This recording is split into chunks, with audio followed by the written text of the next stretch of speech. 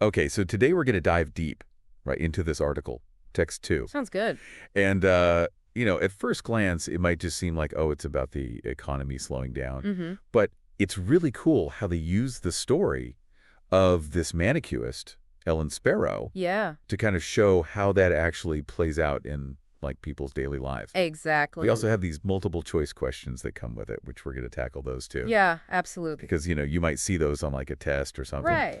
But we're going to use them as a way to really, like, understand the article even better. I love that. So by the end of this, you're going to have a much clearer idea of what was going on in the economy back when this was written, Mm-hmm. and also some really solid strategies for how to approach any article anytime you're reading to really get the most out of it. Awesome. I'm excited. So this text, too, it actually comes from what looks like a standard reading comprehension test. Yeah, that's right. Something you might find, in school or something like that. Mm-hmm. But it's so cool how it's like a little time capsule, Yeah, right? it is. It shows us what people were worried about, back when this was written. Yeah, it gives us a snapshot. So we're going to treat it like not just a test question, but like a real window into that time. Exactly. So if you've ever, like, heard about the economy, doing its thing up, down, Right. and wondered how that actually affects, like, the businesses in your own neighborhood. Yeah. Or, like, how your friends and family might be changing how they spend their money. Absolutely. This deep dive is definitely for you. Mm-hmm. And even if you just want to feel more confident about, like, breaking down any article you read, Yes. this is the place to be. Exactly. We're going to really get into the details Okay. and, help you see how to put all the pieces together. That sounds great. Okay, so to kick things off, let's just get a handle on the big picture of Text2. Okay. Like, what's this whole thing really about? Well, they start right off the bat with this manicurist, Ellen Sparrow. Yeah. And they say she's a good economic indicator. What do you think they mean about that? Well, she does manicures, Yeah. which is definitely something people enjoy, but it's not, like, essential. Right. It's a luxury. Yeah, exactly. It's one of those things that people might cut back on if they're starting to, like, watch their spending. Yeah, when money gets tight. So how her business is doing, it could be an early sign of whether people are feeling good about the economy Mm-hmm. or whether they're starting to get a little worried. Right. Like a canary in a coal mine. And that seems to be what she's seeing, right? Fewer clients, even some who have been coming to her for a long time, are suddenly not showing up. Exactly. It's like a really direct connection to how people are feeling about their own finances. Yeah. And then the article, it kind of zooms out from Ellen's experience and starts to look at other things that are happening in the economy. Yeah. Like it talks about how sales are slowing down at places like car dealerships Mm-hmm. and even at the Gap. Okay. And get this, all of this was happening even before Alan Greenspan, like the big guy at the Federal Reserve, Oh, wow. came out and said, hey, the economy's cooling down. So it wasn't just like some theory, it was like real life. Exactly. Yeah, people were already seeing it happen. And those examples, car dealerships and the Gap, they're really telling, right? Yeah, Because a car is a big purchase. Right. So if people aren't buying those as much, that's a sign that maybe they're a little hesitant. Right. And then the Gap, it's like everyday clothes that most people buy. So if even those sales are down, that kind of shows that people are being more careful with their money in general. Yeah, makes sense. Right. It's like the article saying, look, you didn't have to be an expert to see this coming. Right. The signs were already there. Exact. And then they talk about the holiday sales season. Oh, yeah. What do you think is so important about that time of year when we're talking about the economy? Well, for retailers, the holidays are huge. Huge. Like make or break huge. Exactly. It's when they make a big chunk of their money for the whole year. Yeah, a lot of their profits come from those few months. So if people aren't buying as much during the holidays, Mm-hmm. that's a really big signal that something's up. Right. And the article says that holiday sales were actually down 7% from the year before. Wow. So that's pretty significant. Yeah. It shows how much of an impact this slowdown was having. Mm-hmm. But here's where it gets interesting. Okay. Despite all these signs that the economy is slower down, Yeah. the article also says that people weren't freaking out. Really? Yeah. How did they describe the mood? Like, how were people feeling? Well, it says they were concerned, not panicked. Okay. So definitely aware of what was going on Mm-hmm. and maybe making some changes, like cutting back on spending a little bit. Right. What they call modest belt tightening. Exactly. But they weren't losing sleep over it. They Yeah. still felt pretty good about the long-term outlook. So it's not like a doom and gloom scenario. It's Okay. more like people are being cautious and adjusting to the new reality. Makes sense. And then the article goes on to explain some of the reasons why people weren't in a full-blown panic. Oh, okay. So what are some of the things they point to? Well, for one thing, it says that home prices in most of the country were pretty stable. Mm-hmm. And, for a lot of people, their house is their biggest asset. Absolutely. So if that's holding steady, Yeah. that can give them a sense of security, even if other things are a little shaky. Right. Like a solid foundation. Yeah, exactly. But then there's this really interesting contrast with Manhattan, Oh. where it describes this new gold rush happening in the luxury real estate market. Wow. So while some people are being careful, Right. others are like living large. Exactly. Why was that happening? Well, the article says it was mainly driven by those big bonuses that people on Wall Street were getting. So it's like different parts of the economy were behaving in totally different ways. Yeah, absolutely. It's not just one big monolith. Not at all. Okay. And then they mentioned San Francisco, too. Right. What was happening there? Oh, yeah, it said that the housing market there was still growing. Okay. But it had cooled off a bit. Mm-hmm. Like instead of having tons of people fighting over each house, Right. there might only be a couple of offers. Yeah, the frenzy had died down. Exactly. Mm-hmm.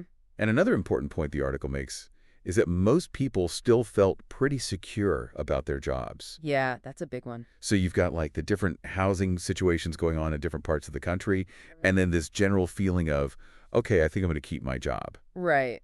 And that all kind of explains why people weren't totally freaking out. Yeah, it makes sense. They were concerned, but not panicking. And then it gets into this idea of the silver linings of the slowdown. Yes. What are those? Well, this is where the article gets kind of optimistic. Okay. It's saying, hey, even though things are slowing down, there might actually be some good things that come out of it. Oh, interesting. Like what? Well, for one, it mentions that interest rates might go down, Okay. which would be great for anyone who wanted to buy a house or refinance their mortgage. Right, because then their payments would be lower. Exactly. Makes sense. It also says that employers might have an easier time finding people to hire because the job market won't be as crazy competitive. Oh, so it's like good for businesses in a way. Yeah, in some ways. Interesting. And then there's this idea that some people actually see those ups and downs in the stock market as being a necessary part of a healthy economy. Like it's not always going to be a smooth ride up. Right, there could be bumps along the way. Exactly. And they even give this really concrete example, like to bring it to life. Oh, what is it? They talk about this super fancy restaurant in Manhattan, Alain Ducasse. Okay. Apparently, it's usually impossible to get a reservation there. Yeah. But when the economy started slowing down, suddenly it was way easier to get a table. Oh, wow. So, some people might actually benefit from a little economic slowdown. Right. Less competition for those fancy dinners. Yeah, maybe some other things become more accessible too. Exactly. Okay, so we've got a good sense of what the article is about and how it's all put together. Mm-hmm. Now let's really get into the nitty-gritty of the language. Okay, I love it. Like, how are these sentences actually built? Yes. That very first sentence is a perfect example. Okay. When it comes to the slowing economy, Ellen Sparrow isn't biting her nails just yet. It's a good one. Yeah. Let's take it apart. Okay. First, we have when it comes to the slowing economy. That's kind of like setting the scene. Okay. It tells us what we're talking about. Okay, so it's like the background information. Exactly. Oh, yeah. Then we get to the heart of the sentence. Ellen Sparrow isn't biting her nails. Right. And that just yet at the end adds something too. Yes, it does. What do you think that just yet means?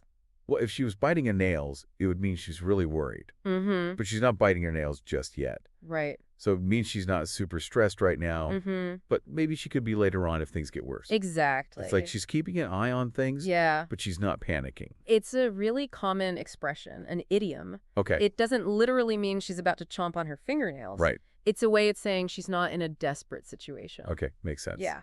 So it's like a more colorful way of saying she's not freaking out yet. Exactly. Okay. Now let's look at the next sentence. Most of her clients spend $12 to $50 weekly, but last month, 2 longtime customers suddenly stopped showing up. Okay.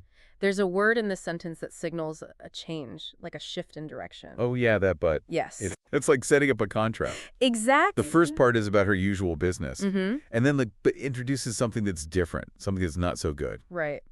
And what do you think is important about the phrases longtime customers and suddenly stopped showing up? Well, longtime customers means they've been coming to her for a while. Mm-hmm. They're like regulars. Exactly. So if they're not coming anymore, Right. that's a bigger deal than if it was just some random people who came once or twice. Right. It suggests a change in their habits, not just random fluctuation. Yeah, suddenly stopped showing up. Mm-hmm. It sound like it happened really fast. Yeah. Like out of the blue. It wasn't a gradual thing. It was abrupt. Probably because they're worried about the economy. Right. It's linked to that external factor. Okay. Now let's look at this quote from Sparrow. I'm a good economic indicator, she says. I provide a service that people can do without when they're concerned about saving some dollars. Okay. So the first part, I'm a good economic indicator. That's her statement. Right. But the second part, I provide a service. That's her explaining why she believes that statement is true. Oh, so it's like she's saying, this is why I'm a good economic indicator. Exactly. How would you explain that connection between the service she provides and being an indicator? Well, she's saying that manicures are something people can live without. Yeah. It's a luxury. Mm-hmm. So if people are starting to worry about money, Yeah, if they're feeling the pinch. one of the first things they'll cut back on is something like getting their nails done. Exactly. So how well her business is doing Mm-hmm. directly shows how people are feeling about the economy. It's like a cause and effect relationship. Right. People get worried about money. Yeah. They stop getting manicures. Uh-huh. Ellen's business slows down. That Exactly. makes her a good indicator. So she's like on the front lines of seeing how people are reacting to the economic situation. Exactly. Okay, let's tackle another sentence. Even before Alan Greenspan's admission that America's red-hot economy is cooling, lots of working folks had already seen signs of the slowdown themselves. Okay. That first part, even before Alan Greenspan's admission that America's red-hot economy is cooling, that's what we call a subordinate clause. Okay. It starts with even before, Mm-hmm. and it basically adds extra information about the timing of the main part of the sentence. Okay. So it's telling us that something was already happening before this big announcement from Alan Greenspan. Got it. So what would you say is the main part of the sentence?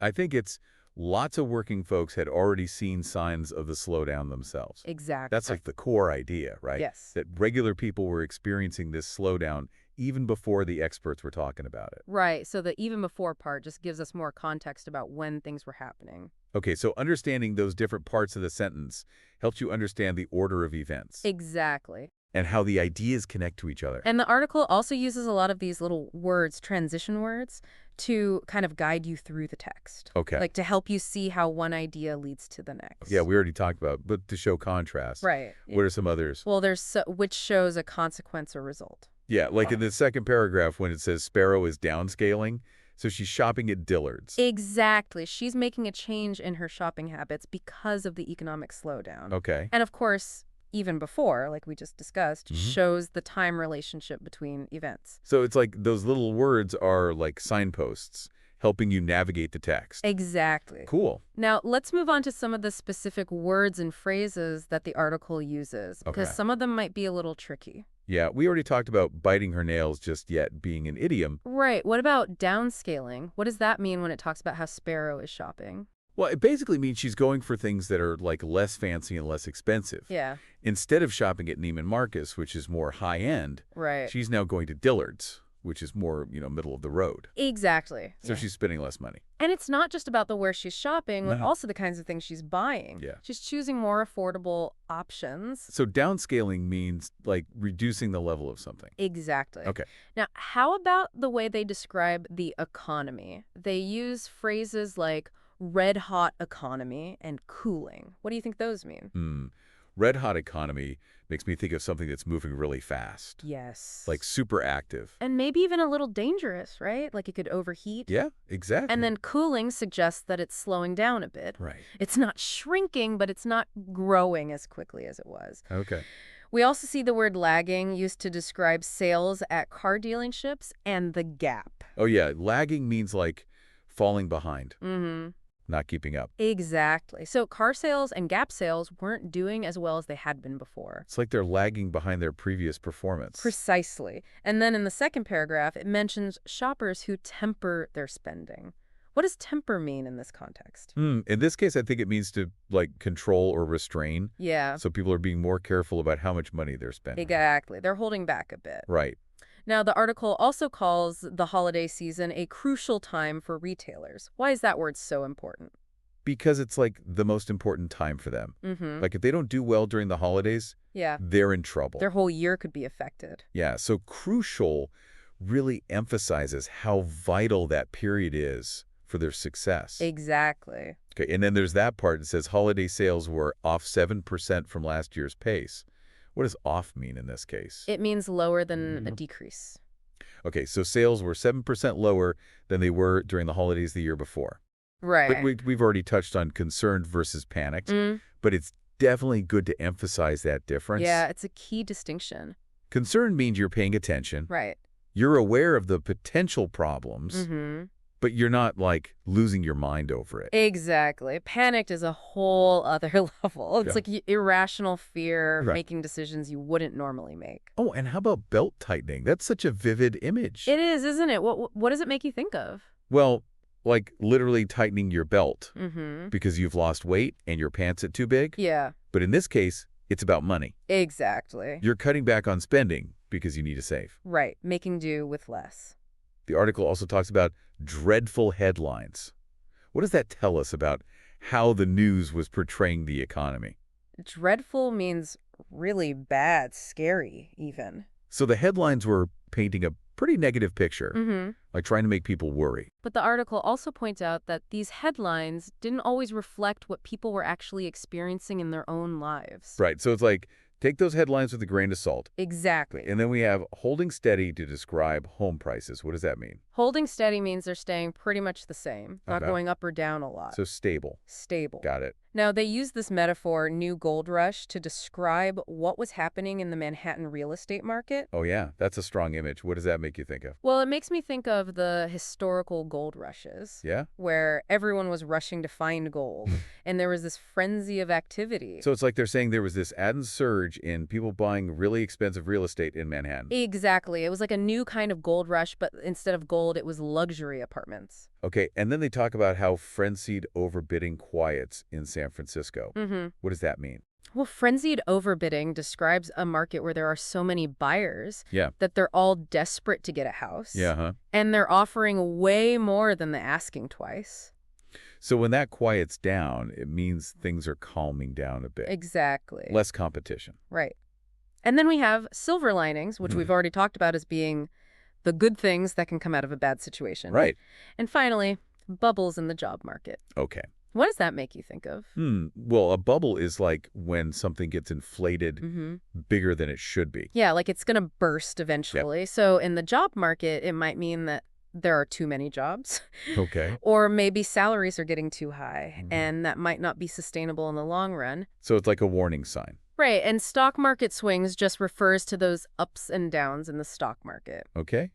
All right, so now that we've broken down the language, Yeah. let's take a crack at those comprehension questions. Sounds good. Question 1 asks, by Ellen Sparrow isn't biting her nails just yet, line 1, paragraph 1, the author means, and then gives us 4 options. How should we approach this kind of question? Well, first, we should definitely go back to that sentence in the article Mm-hmm. and really think about what it means in context. Right. We've already talked about how biting her nails is an idiom, Yeah. so we can't take it literally. Exactly. So looking at the options, A says Sparrow can hardly maintain her business. But the just yet suggests it's not that dire. Right. Like, it's not a crisis point yet. Exactly. What about B, Sparrow is too much engaged in her work?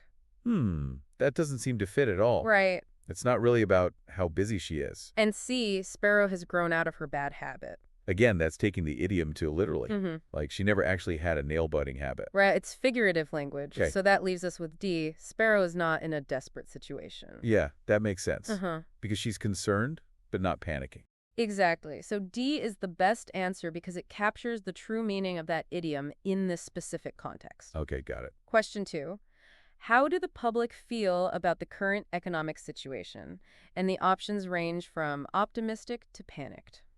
For this one, I go right to the second paragraph, Yeah, where they talk about how people are feeling. good thinking. It says, consumers seem only concerned, not panicked, and many say they remain optimistic about the economy's long-term prospects, even as they do some modest belt tightening. Mm-hmm. So what does that tell us? Well, it definitely says they're concerned, Right. but not freaking out, Mm-hmm. and they're still optimistic about the future. Exactly. So I think the answer has to be A, optimistic. Yeah, that's the closest fit, Okay. even though there's some worry mixed in there. Mm-hmm. The overall feeling is hopeful. Right. It's not all sunshine and roses, Yeah. but they're not running for the hills either. Makes sense. Okay, question 3.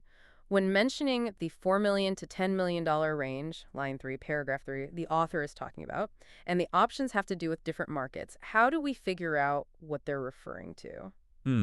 For this one, I'd look at the sentences around that specific line Yeah, good to strategy. see if we can get some clues. Absolutely. Context is key. Okay, so it talks about home prices holding steady in most regions. Mm-hmm. But then it mentions a new gold rush happening in the $4 million to $10 million range, predominantly fed by Wall Street bonuses. Yeah. And this is according to a broker named Barbara Corcoran. So what does a broker usually deal with? Or real estate. Exactly. And then the next part of the paragraph talks about the housing market in San Francisco. Mm-hmm. So it's all about real estate. Right. Which means the answer is B. That's it. The context gives it away. Okay.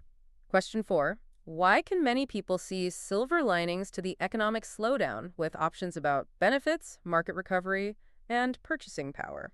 This takes us back to those silver linings we were talking about earlier. Right. That's in the 4th paragraph where it lists all the potential good things that could come out of the slowdown. Exactly. So what are some of those silver linings? Well, it mentions the possibility of lower interest rates, Mm-hmm. which would make it easier for people to buy homes. Expert speaker.